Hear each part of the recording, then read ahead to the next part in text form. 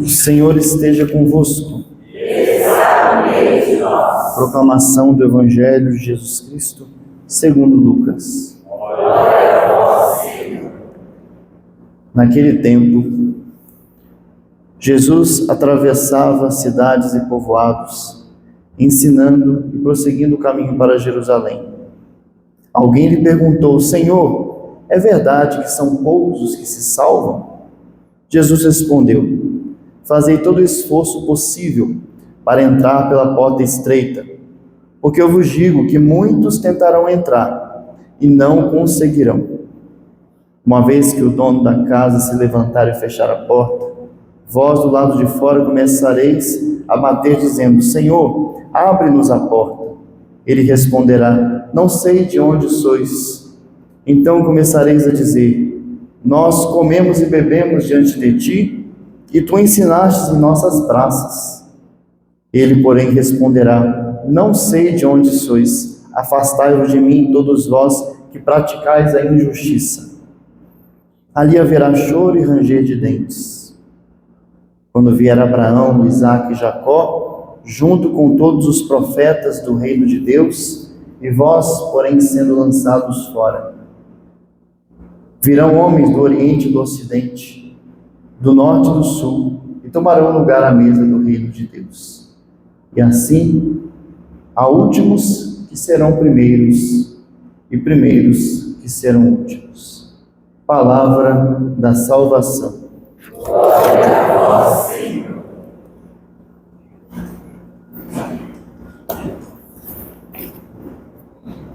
Senhor, é verdade que são poucos os que se salvam? Se nós fôssemos perguntar para este mundo moderno, evoluído, avançado que nós vivemos, são poucos os que se salvam? O mundo que nós vivemos diria assim para nós: Deus é amor e nunca condenaria ninguém. Ninguém vai para o inferno. Isso é uma invenção que criaram para amedrontar as pessoas. Jesus veio para salvar todos, então todos já estão salvos. Não existe pecado. Deus entende a nossa fraqueza. A carne é fraca. Deus, Ele vai perdoar todo mundo. Ele entende a nossa fraqueza. Não existe pecado. Ou melhor, o que é pecado para um não é pecado para outro, é relativo. Pecado, mal, isso é relativo, para cada um é diferente.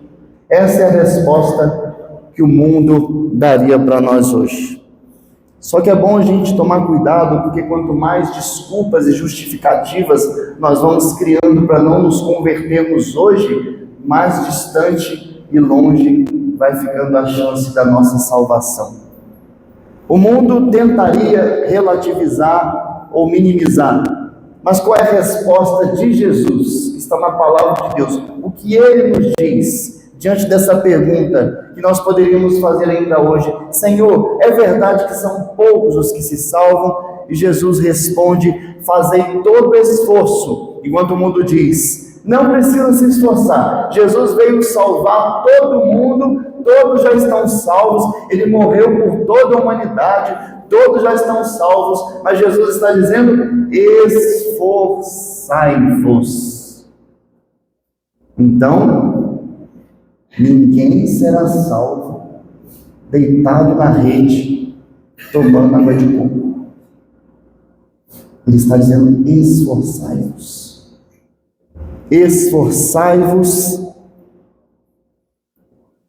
fazei todo o esforço possível para entrar pela porta estreita, porque eu vos digo que muitos tentarão entrar e não conseguirão.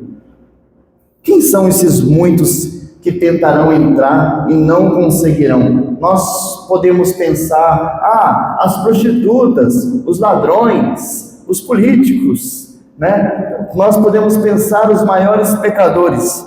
Mas não é bem o que está dizendo para nós o Evangelho. Quem são esses muitos? Lucas 13:16. Nós comemos e bebemos diante de ti, e tu ensinaste nas nossas praças. São os próximos. São aqueles que comiam na mesa de Jesus. São aqueles que comiam na mesa de Jesus, se é que você me entende. Aquele que estava lá pertinho dele, que ouviu a pregação, que ouve a homilia do Frei Gilson todo dia. São esses que ele vai dizer: afastai-vos de mim, todos vós que praticais a injustiça. O que é justiça? Justiça é dar ao outro o que lhe é de direito. Daí nós entendemos quando Jesus diz: dá a Deus o que é de Deus e dá a César o que é de César. Portanto, justiça e santidade é dar a Deus o que é de Deus. Isso é justiça. Dar a Deus o nosso tempo que é dele. Dar a Deus a nossa vida que é dele. Dar a Deus o nosso louvor que é dele. Dar a Deus a nossa adoração que é dele. De coração sincero. O Evangelho Sinótico de Mateus, no capítulo 7, 22, nos dá a certeza de que ele está falando das pessoas próximas, das pessoas de dentro. Muitos dirão, Mateus 7, 22, Senhor, Senhor, não profetizamos em teu nome, não expulsamos demônios em seu nome, não curamos em seu nome. Será que vai ter missionário da Canção Nova lá batendo na porta de Jesus? Será que vai ter padres batendo na porta de Jesus, falando de mim? Será que vai ter servo do acampamento batendo na porta de Jesus, dizendo: Senhor, eu servi no acampamento, eu estava lá? E ele dirá: nunca vos conheci. Por que isso acontece? Quando nós louvamos a Deus com os lábios, mas o nosso coração está distante, está ainda. Eu como da mesa de Jesus, mas ainda tenho um sentimento de vingança em relação aos outros. Eu como com Jesus, eu prego em nome dele, eu curo em nome dele, mas eu ainda sou rancoroso, eu ainda não perdoo, eu ainda persigo as pessoas, eu uso da palavra de Deus, do Evangelho, para encher o bolso de dinheiro, eu uso da palavra de Deus, eu uso das coisas de Deus para fins próprios. Eu venho na igreja para poder fazer network, para poder fazer negócio. A finalidade do meu coração, o tesouro do meu coração não está nele. Então, Padre, nós estamos todos lascados. Ainda não. Porque, primeira leitura, Romanos 8, 26, São Paulo nos recorda de algo que Jesus já tinha dito no Evangelho, porque Jesus diz: eis que é chegada a minha hora, e eu vos envio um outro, um protetor, um advogado, um consolador. E aí São Paulo vai dizer em Romanos 8, 26, o Espírito vem em nosso socorro, em socorro da nossa fraqueza, essas fraquezas que ainda trazemos no coração e que nos impedirão de entrar na porta estreita. Esse Espírito, ele vem em nosso socorro da nossa fraqueza, pois não sabemos o que pedir nem como pedir. É o próprio Espírito que intercede em nosso favor com gemidos inefáveis. É aquele que penetra no íntimo dos nossos corações, aqueles que abrem o coração para ele penetrar. Sabe qual é a intenção do Espírito.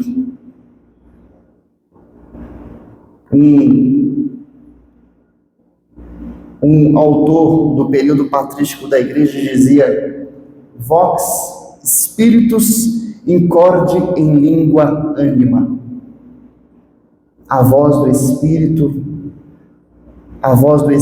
no coração é a língua da nossa alma. A voz do Espírito Santo de Deus no coração é a língua da nossa alma. É o Espírito de Deus que vem em nosso socorro, em socorro da nossa fraqueza, em socorro da nossa incapacidade de fazer o bem, em socorro da nossa incapacidade de dar passos na santidade, na justiça, em socorro da nossa fraqueza, da nossa incapacidade de romper com a nossa preguiça. É o Espírito Santo de Deus que vem em nosso socorro. É por isso que o Padre Jonas, e eu recomendo que você tem aí no YouTube, ele tem uma pregação falando: ore em línguas Brasil. Porque o Espírito vem em nosso socorro, nós não sabemos pedir, ele vem como línguas inefáveis. A oração em línguas, quando eu quero socar a cara de alguém, quando eu estou num momento de tentação, quando eu estou num momento de distração, quando eu não consigo rezar, quando eu não consigo fazer o bem, quando eu não consigo, porque eu nunca vou conseguir, porque a minha fraqueza é muito grande, então eu clamo: vem Espírito de Deus, vem Espírito de Deus, e eu começo a orar em línguas e deixo o Espírito de Deus penetrar no meu coração, na profundeza do meu coração, dizer: Espírito, me faz perdoar, Espírito, me faz ter uma intenção pura no meu apostolado, no meu trabalho, vem Espírito, meu socorro.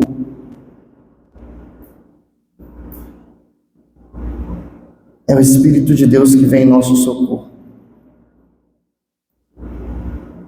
Alguns vão dizer que esse negócio de oração em línguas é bobeira, que é balela, que é uma interpretação errada da Sagrada Escritura.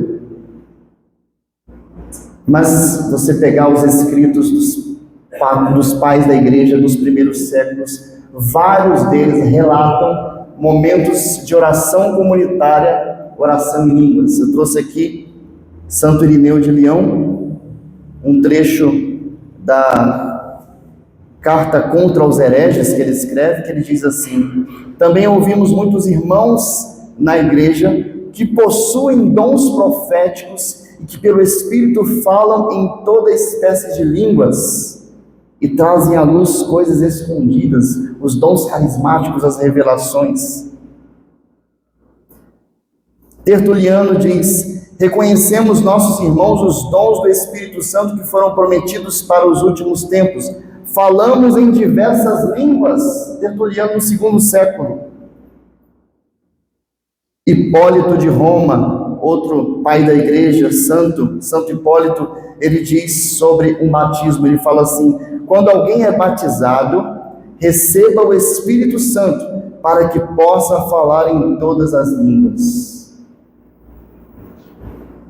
Então eu faço memória ao Padre Jonas, dizendo para vocês: ore em línguas Brasil, e peça ao Espírito diante da sua fraqueza.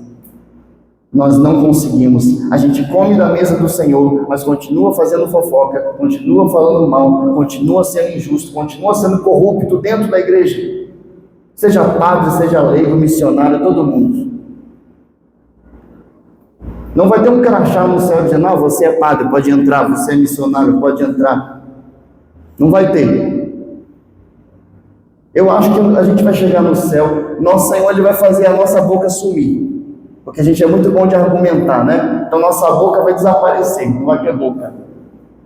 Ele vai dizer assim: mostra as suas mãos, onde estão as suas obras? Ore em línguas Brasil.